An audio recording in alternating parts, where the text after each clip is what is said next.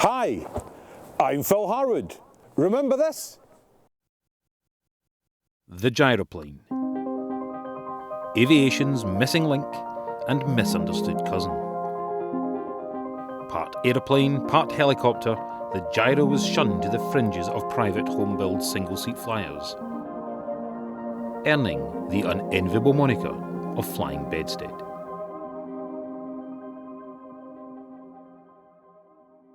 How times have changed.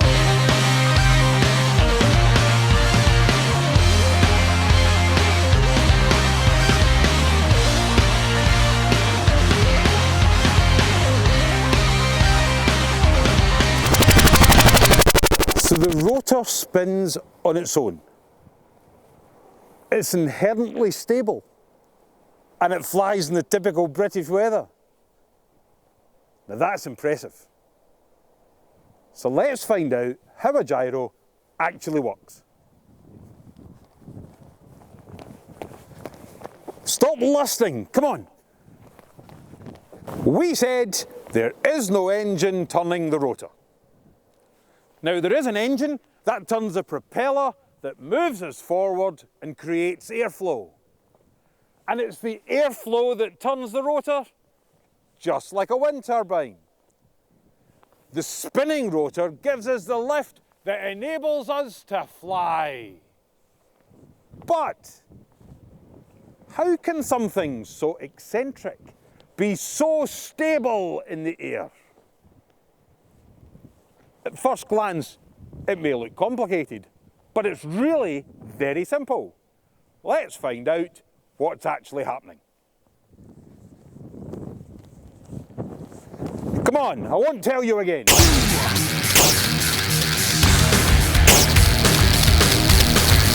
the engine, it's got one job. That's to spin the propeller and move us that way, creating airflow. Now the rotor, it's got one job. That's to spin in the airflow and provide the lift. Now the tail section, it's got one job, and that's to keep the back behind us. A modern gyro is so well designed, so elegantly simple, it wants to fly all by itself. It exists to be in the air. We said, if you take your hands and feet off the controls, it will continue to fly in the direction you were last pointing.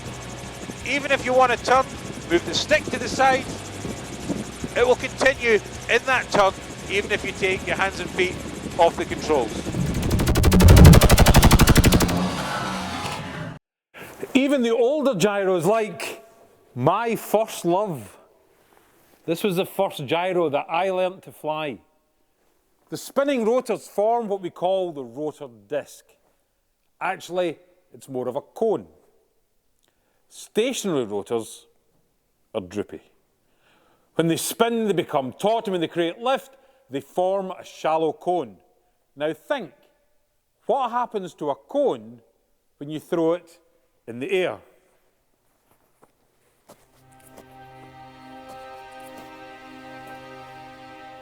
A cone has a natural tendency to stay the right way up. Now a gyro has another stability advantage over a cone. The rotor is spinning very, very fast, and a spinning object has an inherent desire to stay upright.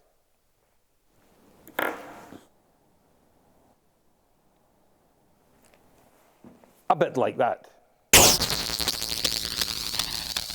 In order to keep us facing in the right direction, that's with the tail behind us, we have the rear stabilizer system. Now, this part, this gives us pitch stability. Without any further input from the pilot, the airflow keeps the nose of the gyro level.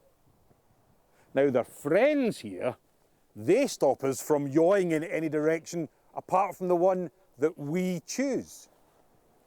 Think of a dart. Without anything to guide the rear, it's very difficult to get accurate flight. Add a rear stabilizer.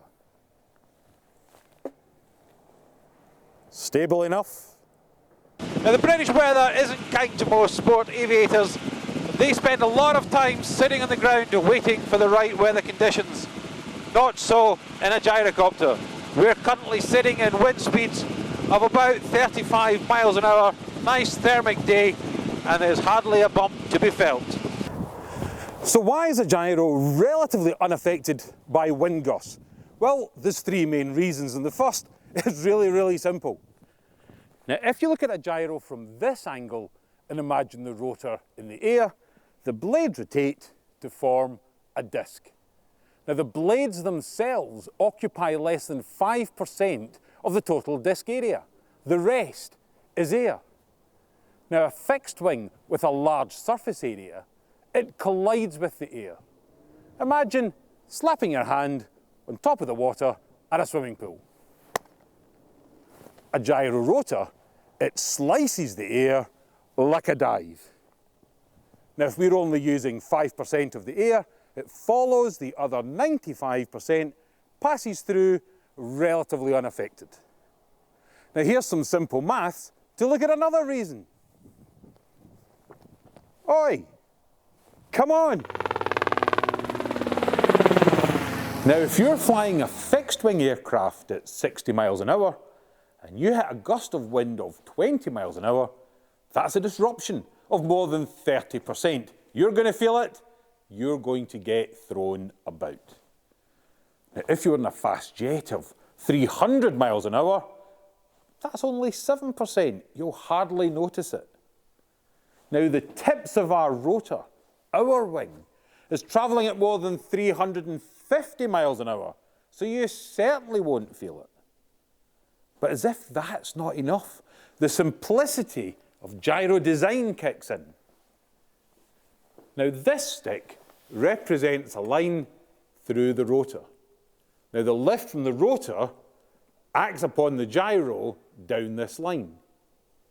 Now, this bolt, which connects the rotor to the gyro, is forward of this line. It acts as a hinge. And that's really important. So the gyro is connected to the rotor via that offset hinge. So if we get a really big gust, the rotor will pivot around that hinge, absorb the gust, and dampen the effect. Now you'll see the stick move forward and back. That's okay, it's letting you know what's happening, but you certainly won't feel any unpleasant experience. Now, if it wasn't for that hinge, we would feel every bump. It really is the ingenious design of a gyro at its best. It's so simple, it's so effective. And that brings us to the really big question. Which one do you want? No, not that one, the other one! Now, the key distinction of a gyro is auto-rotation.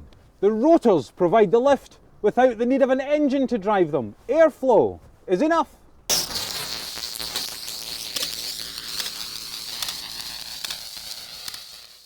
Auto-rotation, the feature that keeps the rotor turning guaranteed. Now, we've glossed over it enough, so it's time to see what's really happening. Now, our rotor is our wing.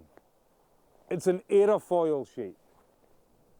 Now, the air hits the rotor like this, and it moves the rotor like that. Now, you may be forgiven for thinking that if air hits it here, it moves backwards.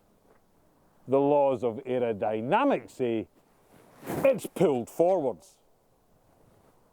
You don't believe me? Give me fuel, give me fire, give me that which I desire. So there's the aerofoil, and here's the airflow.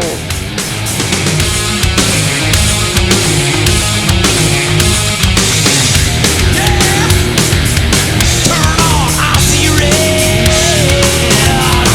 Adrenaline crash my head. Natural sugar, paint me dead. How do you like them apples? For those of you that want more information, follow me to the Gyro Instructor Academy!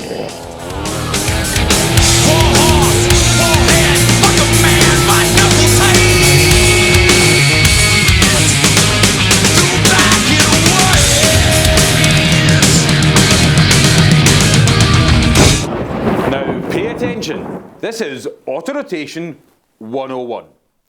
So let's start off with a plan view of the rotor blades. Here's one blade, and here's the other blade.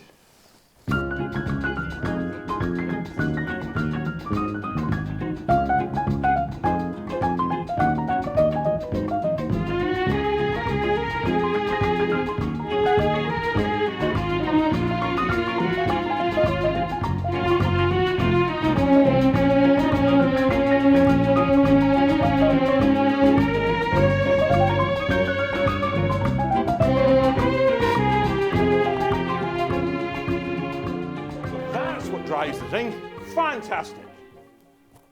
Got it? No? Maybe you need a big graphic. Let's go to the simulator.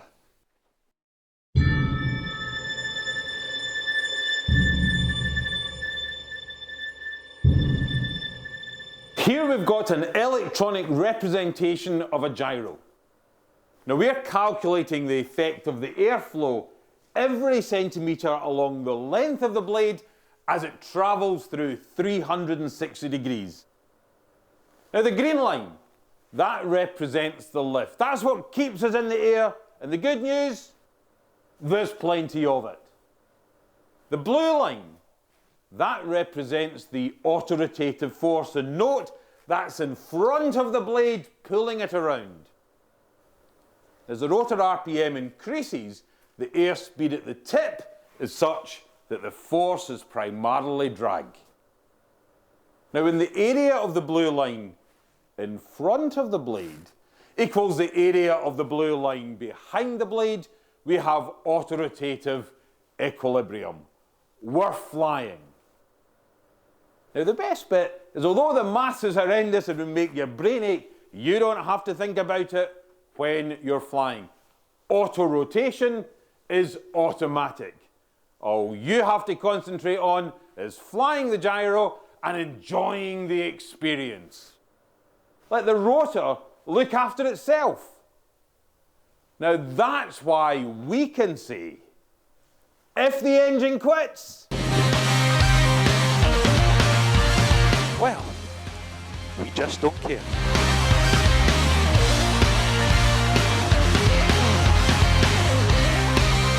No need to get excited. In fact, we don't even have to keep our airspeed. You see those rotors just keep on turning, allowing us to descend gradually to the ground. Gives us loads of time to look for a field to land. I think I'll choose Archie's ball.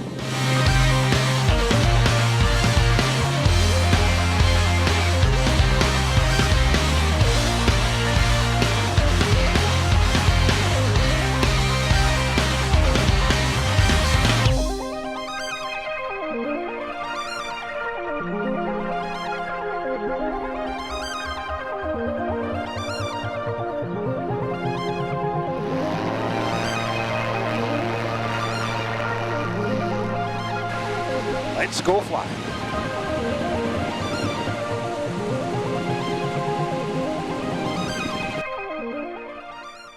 if you've not yet had a gyrocopter experience, then find your nearest school and do it now. For all you pilots and instructors, head to gyropedia.com and be part of the global gyro community. There's a wealth of state-of-the-art training aids, admin apps, and more gyro-related information than you can shake a joystick at. I'm Phil Harwood. Let's go fly.